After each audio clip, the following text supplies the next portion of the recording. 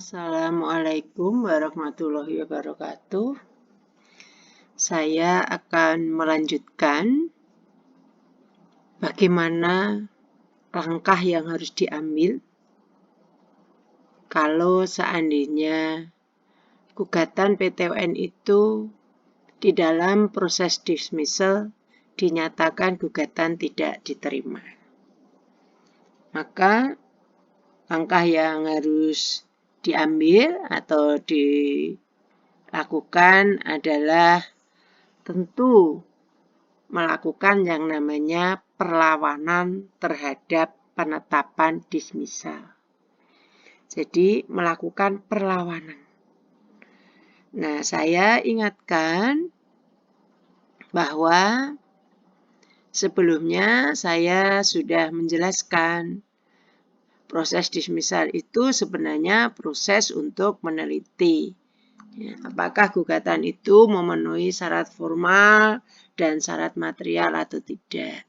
Apabila memenuhi, maka di dalam proses dismissal itu ketua pengadilan akan mengisi form lolos dismissal. Artinya apa? Artinya bahwa itu gugatan akan diperiksa selanjutnya sesuai dengan hukum acara yang berlaku. Nah, tetapi dalam hal ini ketua pengadilan akan melanjutkan juga melihat apakah permohonan itu ada penundaan pelaksanaan keputusan tun atau tidak. Apakah juga di dalam gugatan itu ada permohonan beracara cepat atau beracara cuma-cuma. Jadi, kalau itu dinyatakan lolos, maka berikutnya dilakukan pencermatan hal-hal seperti itu. Nah, selanjutnya, ketua pengadilan itu akan menunjuk dengan suatu penetapan. Jadi penetapan, apa isinya penetapan? Penetapan hakim siapa yang akan memeriksa, mengadili, dan memutus. Termasuk siapa yang menjadi ketua majelisnya. Ketua pengadilan tun tidak harus menjadi hakim ketua. Walaupun biasanya memang menjadi. Tapi tidak harus. Begitu.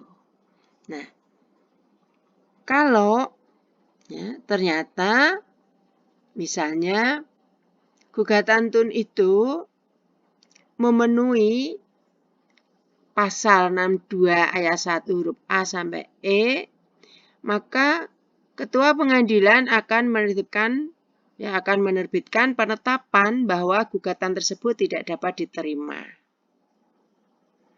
Nah, untuk gugatan itu dinyatakan tidak bisa diterima,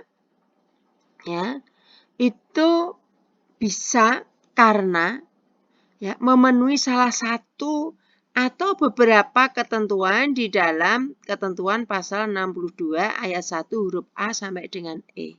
Salah satu saja sudah boleh, jadi tidak perlu memenuhi semuanya akumulatif. Gitu. Maka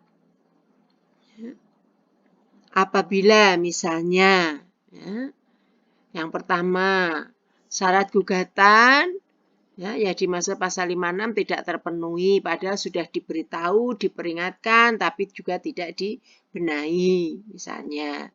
Kemudian gugatan tidak didasarkan pada alasan-alasan yang layak. Nggak ada alasannya, nggak ada dasar hukumnya. Kemudian apa yang dituntut dalam gugatan sebenarnya sudah terpenuhi. Sudah dipenuhi kok masih dituntut gitu kan. Itu tentu saja tidak akan diterima. Lah untuk apa mau sudah dipenuhi kan? Begitu. Nah, selanjutnya gugatan itu diajukan sebelum waktunya atau prematur atau sudah daluarsa atau lewat waktunya. Ini juga tidak bisa. Nah, apabila itu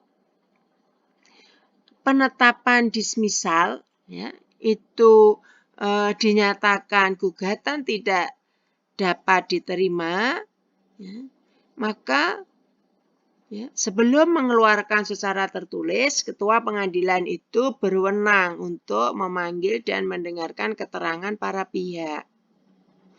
Namun itu, bila dianggap perlu, misalnya ada sesuatu yang perlu di cross check misalnya, kebenarannya. Tetapi pemanggilan itu bersifat tertutup, tidak seperti persidangan dalam hukum acara biasanya. Tuh. Nah, siapa yang hadir? Tentu para pihak, penggugat, tergugat, atau kuasanya. Dihadiri oleh ketua pengadilan tun, ketua panitia pengadilan tun, dan para pihak tadi.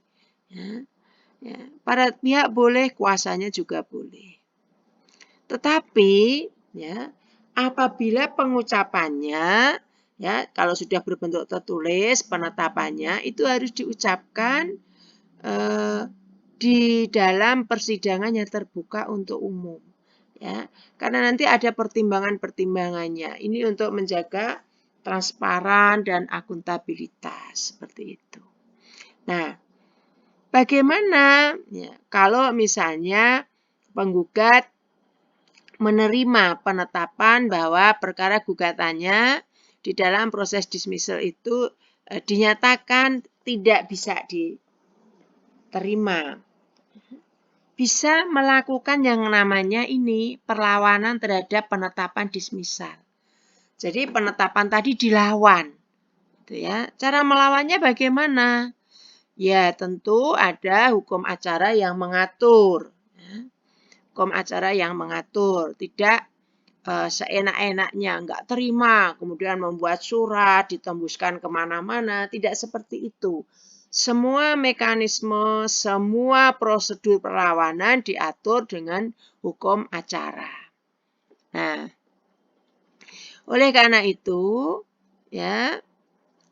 apabila penetapan ketua pengadilan tun itu menyatakan gugatan tidak dapat diterima karena memenuhi salah satu atau beberapa ketentuan dalam pasal 62 ayat 1 huruf A sampai E dari Peradilan Tata Usaha Negara, penggugat itu dapat mengajukan perlawanan. Nah, bagaimana cara mengajukan perlawanan? Silahkan Anda baca pada ketentuan pasalnya 62 ayatnya 3 Undang-Undang Peradilan Tata Usaha Negara. Nah, bunyi pasal 62 ayat 3 saya berikan intisarinya. Silahkan nanti Anda membaca komplitnya. Intisarinya adalah bahwa yang pertama, terhadap penetapan sebagaimana dimaksud ayat 2, penetapan ayat 2 itu penetapan yang tidak dapat diterima itu, dapat diajukan perlawanan pada siapa? Kepada pengadilan. Tenggang waktunya diatur. Ini tadi kan waktu penetapan dismissal proses, gugatan tidak dapat diterima, kan diucapkan di dalam sidang terbuka. Maka dihitungnya adalah hari setelah diucapkan. Jadi 14 hari setelah diucapkan.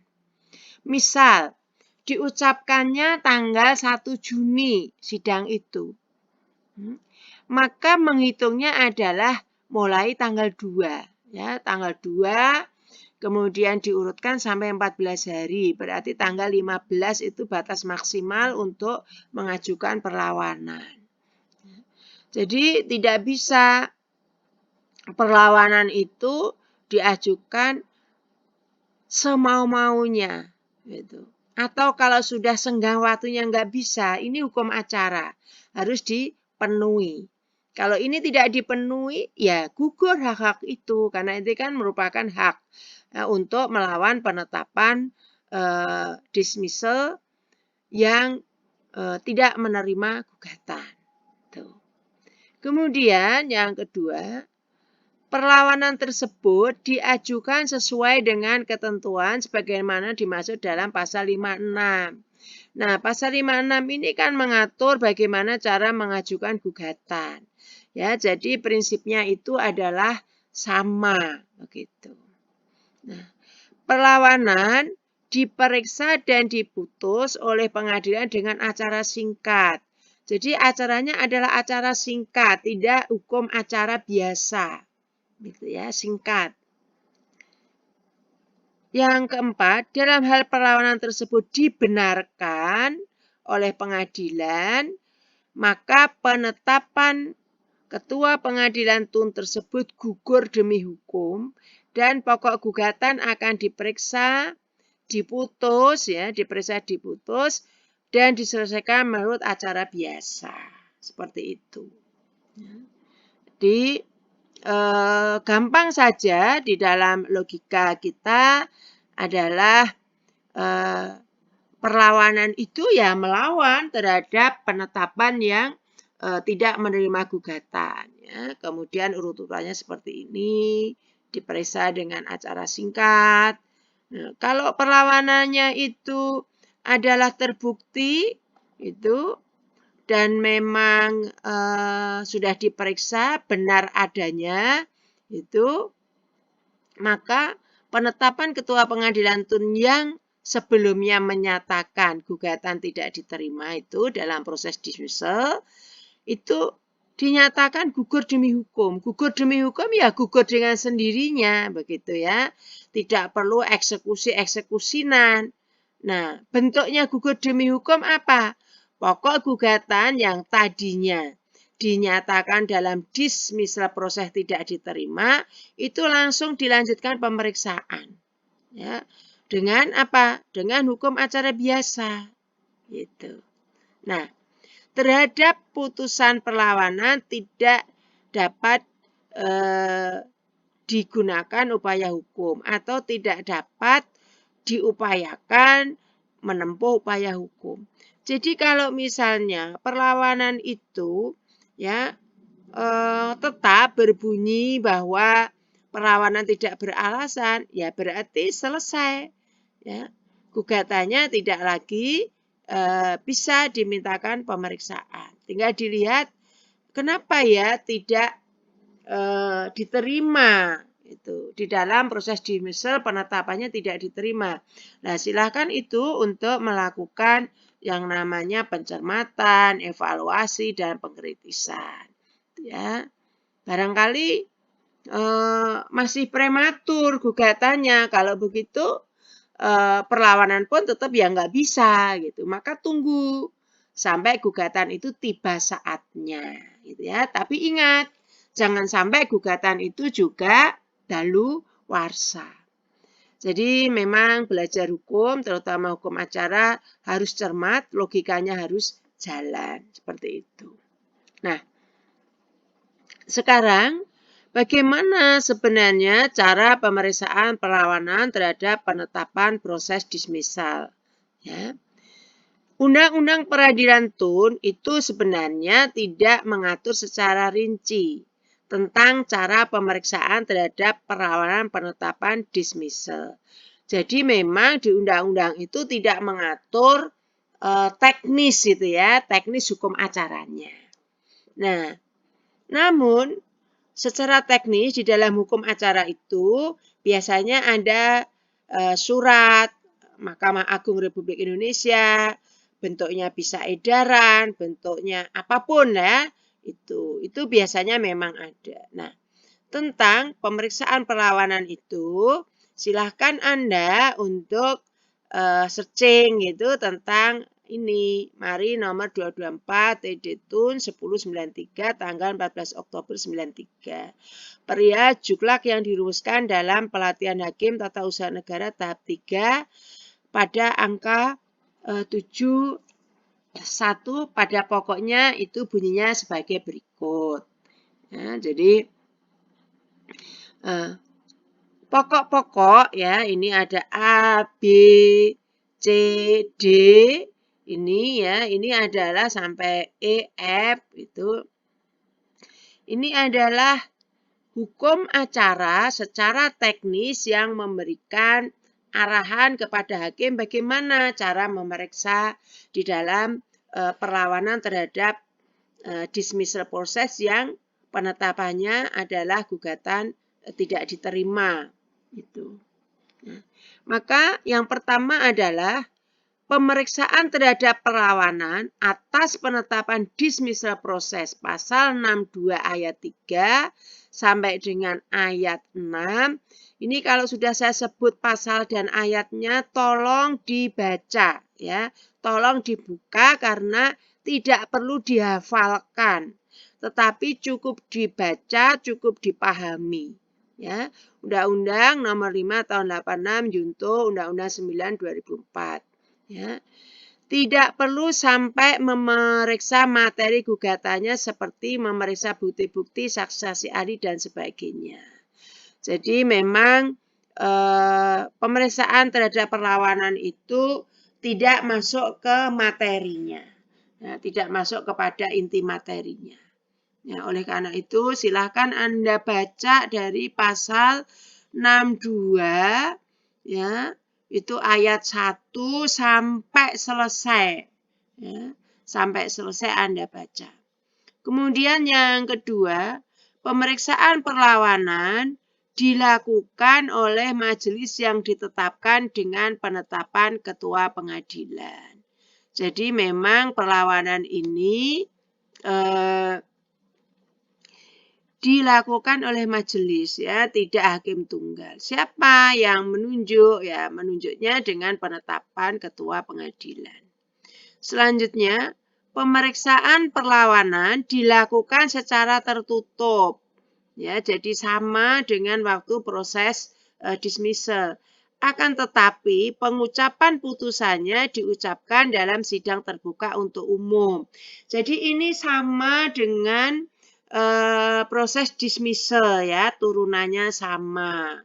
Begitu. Ini yang saya katakan bahwa belajar hukum itu tidak harus dihafal, tapi logika-logika sistematisnya itu sebenarnya bisa dilogika dengan mudah. Gitu. Selanjutnya, ketua dapat juga memeriksa, ya dapat bunyinya.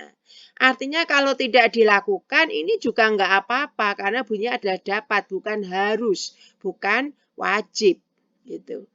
Memeriksa apakah di dalam gugatan tersebut ada permohonan penundaan pelaksanaan keputusan. Ya, harus diperiksa ada enggak permohonan penundaan keputusan. Gitu ya. Nah, sekaligus dapat mengeluarkan penetapan penundaan pelaksanaan keputusan tata usaha negara yang digugat. Dan bersifat sementara. Apa maksudnya? Ya, maksudnya apabila permohonan tersebut memenuhi syarat sebagaimana ditentukan dalam pasal 67 ayat 2 Undang-Undang Peradilan Tata Usaha Negara. Silakan, ya toh, syarat-syaratnya itu ada di dalam pasal 67 ayat 4. Silakan Anda baca, silakan Anda cek. Ya. Apabila ya itu memenuhi, ya, apabila memenuhi maka ini ya, penundaan pelaksanaan putusan tata usaha digugat itu bersifat sementara ya, apabila permohonan tersebut memenuhi syarat. Gitu ya. Memenuhi syarat ini itu boleh. Ya. Dan penundaan ini bersifatnya adalah sementara ya. Yang tetap itu yang seperti apa ya kalau sudah inkrah gitu ya. Nah, dalam hal perlawanan tersebut dibenarkan, ya, apabila perlawanan tersebut dibenarkan, maka penetapan ketua pengadilan tersebut gugur demi hukum ya ini seperti itu. Ya, terhadap putusan mengenai perlawanan itu tidak dapat digunakan upaya hukum. Ya, jadi yang ada di dalam hari ini kurang lebih adalah sama ya, sama intinya sebagaimana yang ada di dalam ketentuan pasal 62 ayat 3 ya itu. Sama intinya hanya di sini lebih apa ya, lebih panjang saja narasinya begitu. seperti ini. Nah, ini silakan Anda pahami. Ya, jadi ingat bahwa perlawanan tidak bisa lagi dilakukan upaya hukum. Ya. Jadi ini sudah final. Ya. Apapun bentuk penetapan dari perlawanan tersebut. Nah, ini ada yang saya tulis tebal, ya. Ini mohon perhatiannya bahwa dalam proses dismisal tersebut, Ketua Pengadilan Tun juga akan memeriksa adanya permohonan-permohonan yang lain. Ya. Misalnya, adakah permohonan beracara dengan cuma-cuma karena tidak mampu? Atau adakah permohonan untuk pelaksanaan keputusan Tun yang akan disengketakan? Ya, ada enggak untuk penundaan pelaksanaan? Atau ada enggak untuk permohonan dengan acara yang tidak biasa? Yang tadi di depan sudah saya sampaikan. Jadi itu semua diperiksa. Ya. Bukan hanya memeriksa apakah gitu ya alasan di dalam gugatan ini benar atau tidak, apakah di dalam pembuatan gugatan ini memenuhi syarat formil dan material atau tidak. Tidak hanya itu, ya, tetapi diperiksa juga, ya, apakah ada permohonan karena ini nggak mampu begitu untuk beracara secara cuma-cuma. Atau adakah permohonan untuk beracara secara cepat? Nah, acara cepat ini berarti menggunakan acara yang tidak acara biasa. Gitu ya. Jadi seperti itu yang perlu dipahami. Ini tidak dihafalkan ya, tapi dipahami semua urut-urutan, semua ketentuan-ketentuan di dalam pemeriksaan dismissal proses sampai kemudian melakukan perlawanan terhadap penetapan dismissal proses. Nah, saya kira ini dulu sudah sampai ke perlawanan. Nah, nanti berikutnya akan saya jelaskan bagaimana melakukan permohonan beracara dengan cuma-cuma. Ya. Ini kemudian bagaimana juga caranya penundaan pelaksanaan keputusan Tun yang disengketakan. Itu seperti apa sih? Kemudian juga proses pemeriksaan dengan acara cepat itu seperti apa? Nah, nanti kita bahas pada video berikutnya.